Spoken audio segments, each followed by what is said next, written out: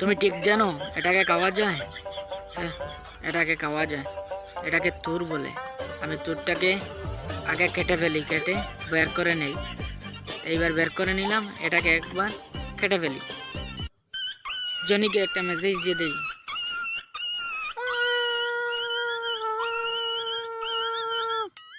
Johnny চলে আয়, party করবো। এটা তো মন্দার মেসেজ। কি গো তোমার হলো?